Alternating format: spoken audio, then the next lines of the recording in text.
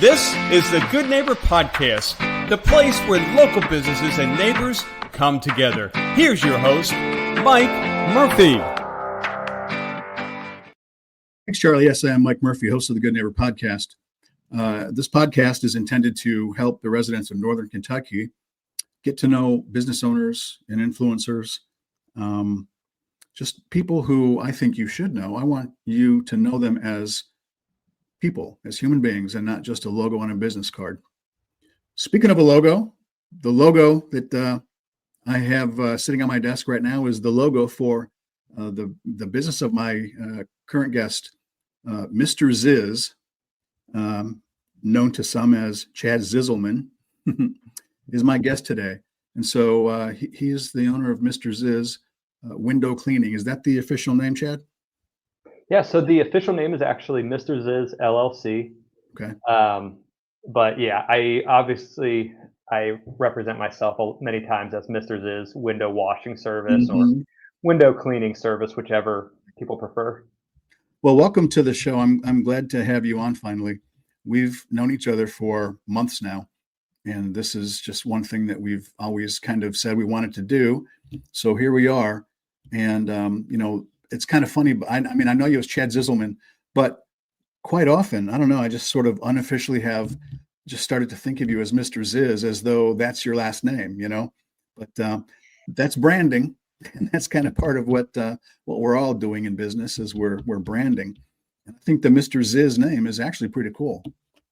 Yeah, it's there's not a lot of Zizelmans out there. Like if you look it up, like where all the Zizelmans are located, we're all in this I'm actually one of the outliers. We're all in this tiny little circle in Western Ohio.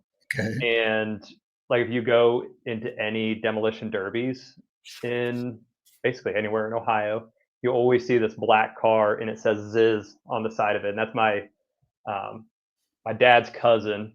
Okay. So Ziz has been a common last name or shortened last name for basically all of us.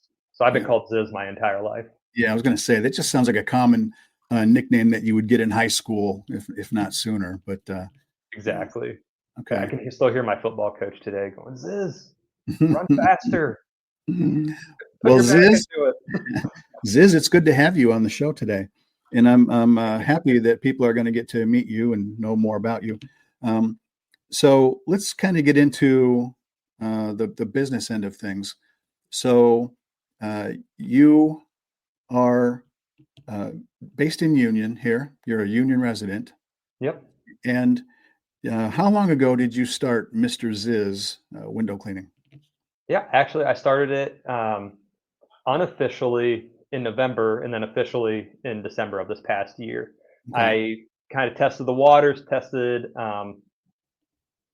the market and everything in November, and then I got really good feedback. So I just took off in December. Okay, so no regrets thus far, right? Oh no, it's getting more exciting every day. Good. Yeah, and I think it's a competitive business, but there's an aspect to it that I think people don't quite understand why they need professional window cleaning. I think that there's a common misconception that I can just clean my own windows, and certainly anybody can. But there really is a difference, and we'll talk about that in a few minutes here. So, you've been doing this for just a little while now.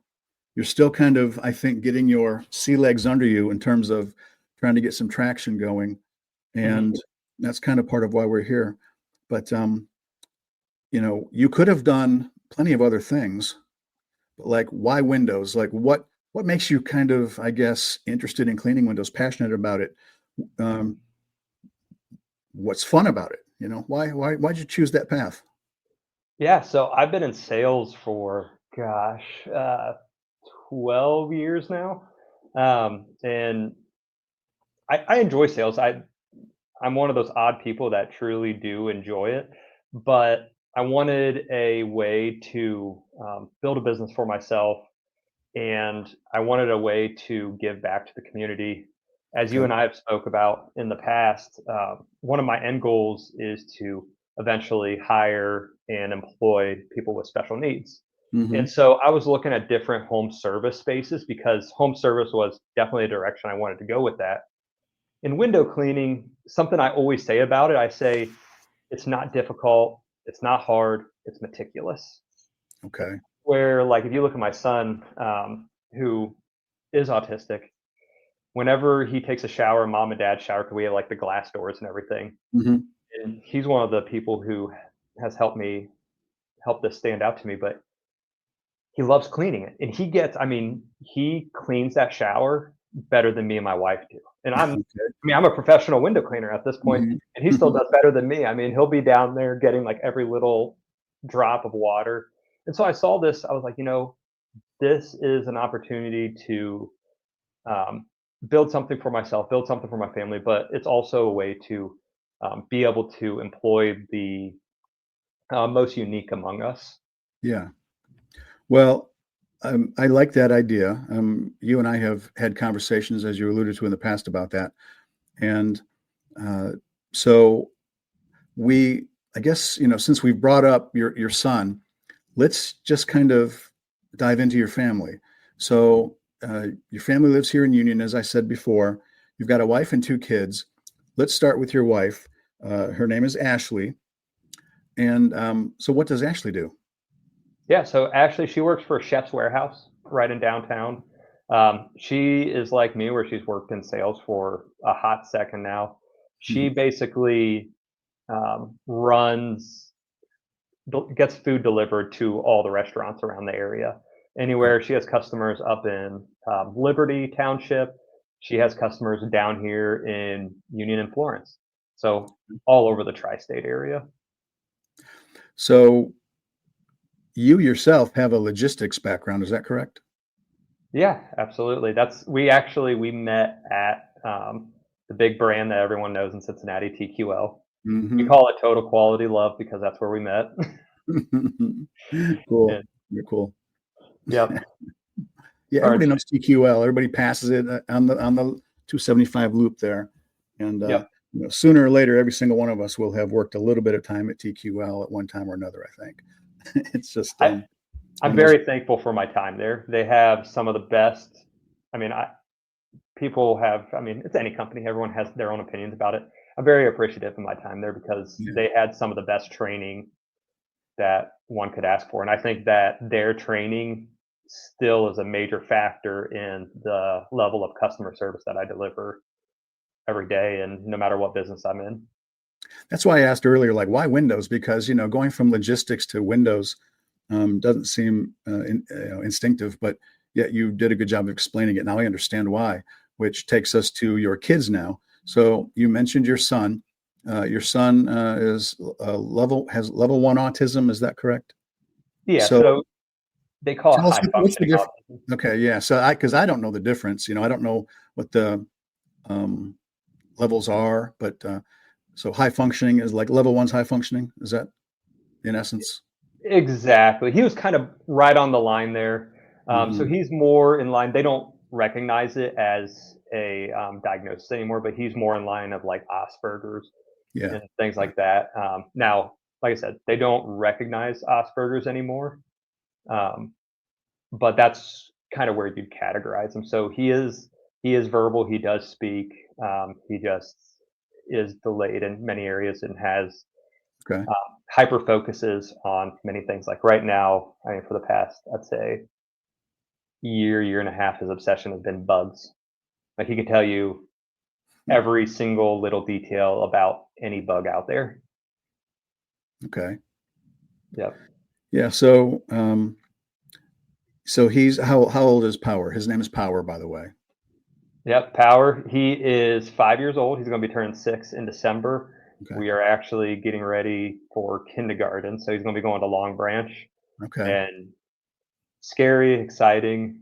He is one of the sweetest kids you could ever meet. Yeah. And I have yet to meet him, but I'm looking forward to meeting him someday. Yep. As well as your daughter. Her name is Sims, correct? Yep. Sims, our 3-year-old going on 15 is what we like to say. Yeah. She's got that Boston blood in her through her mom.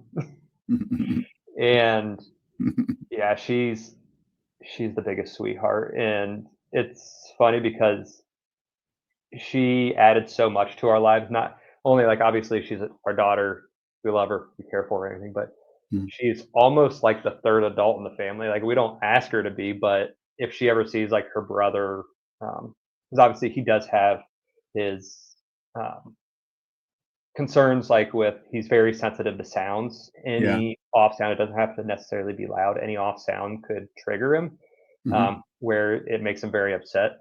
And she is very happy to like grab his hand and be like, "Come on, buddy, like let's go over here." Or if she sees him not listening to mom and dad, she'll go and grab his hand, like, "Mommy and daddy are calling us. Like, let's go over here."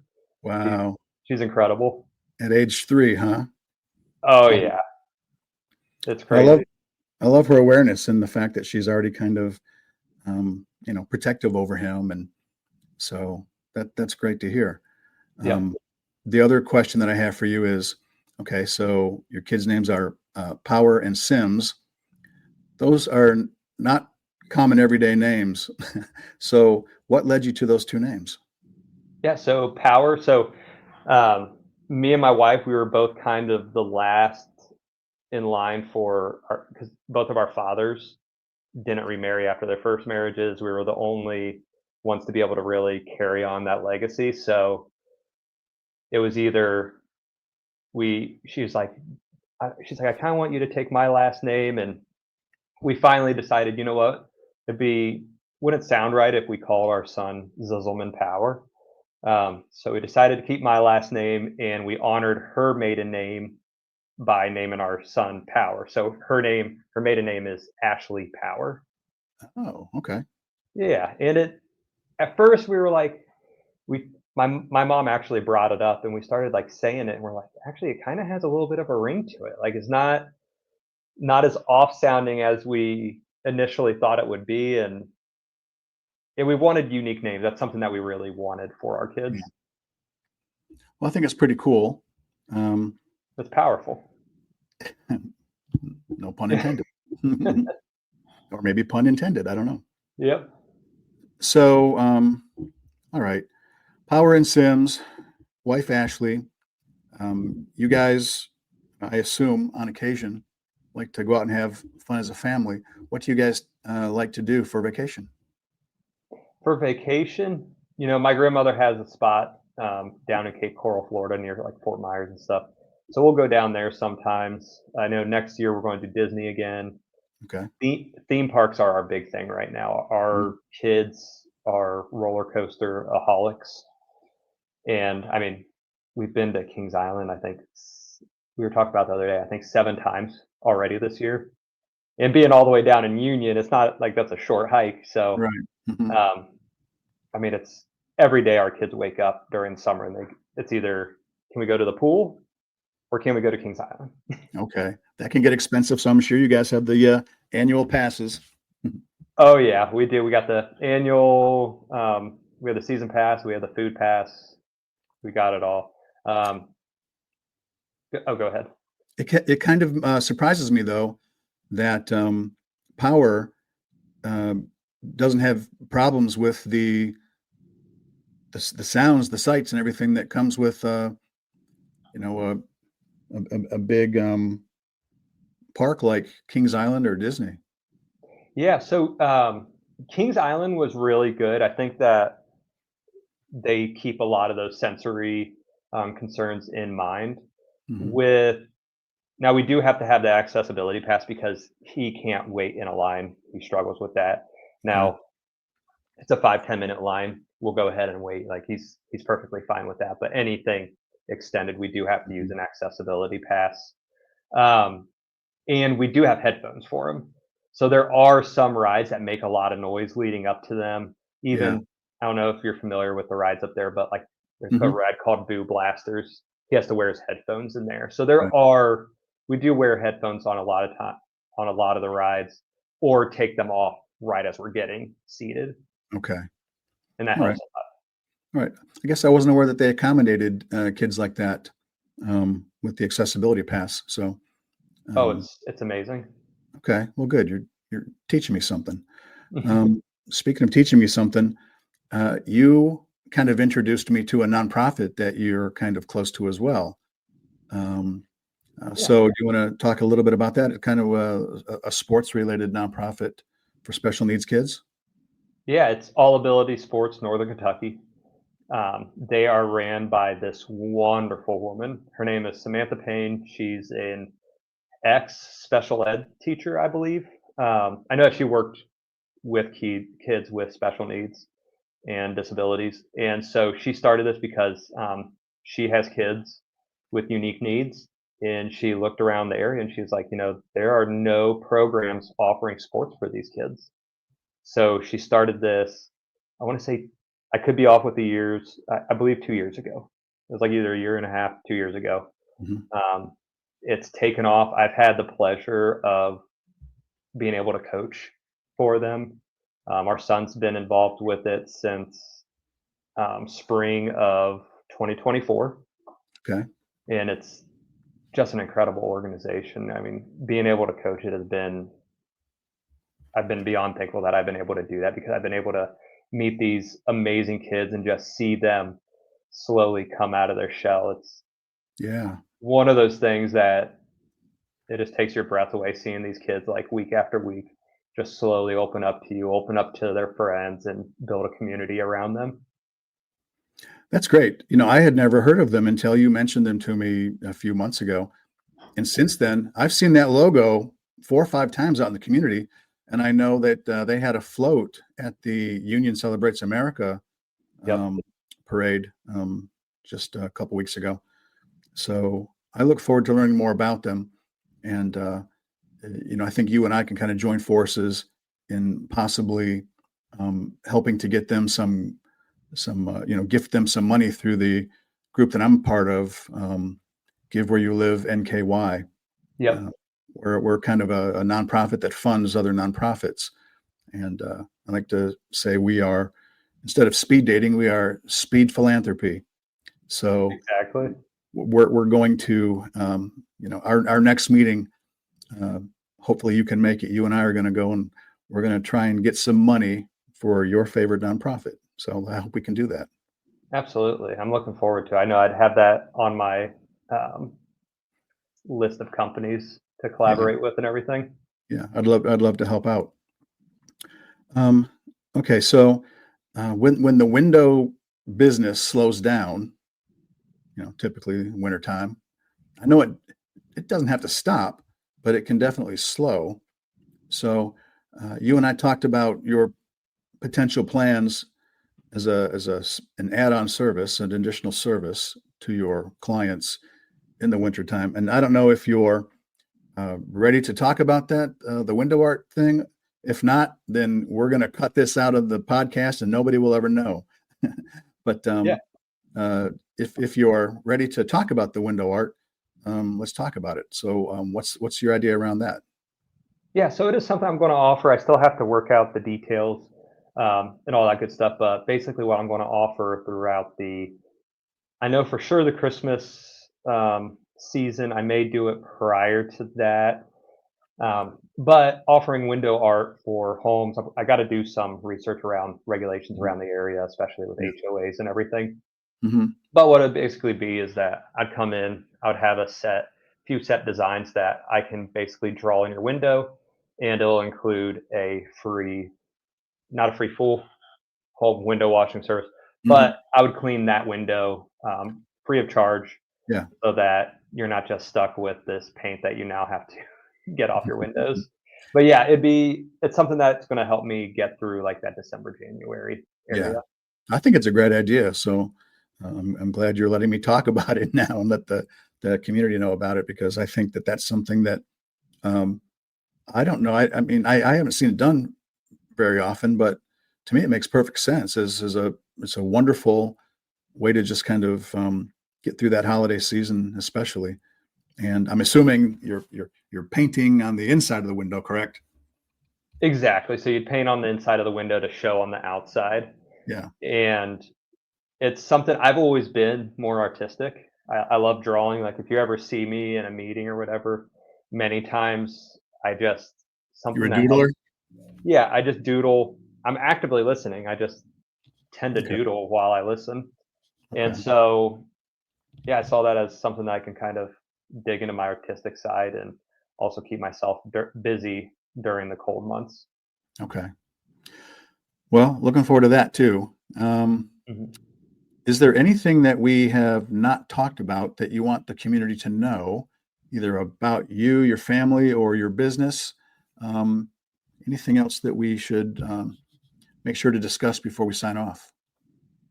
Yeah, so I'm just like I said, I'm a local dad trying to build a window cleaning business. We are solely focused on windows. I think that's something that makes us stand out. Is window cleaning isn't one of several services. Now we do partner with many companies Mhm. that offer like power washing and all those things, but something that's unique with Mr. Ziz, and it was honestly a factor in why I went this route, Mhm. was that we specialize in windows. I spoke to one of my favorite clients. He's over in Walton.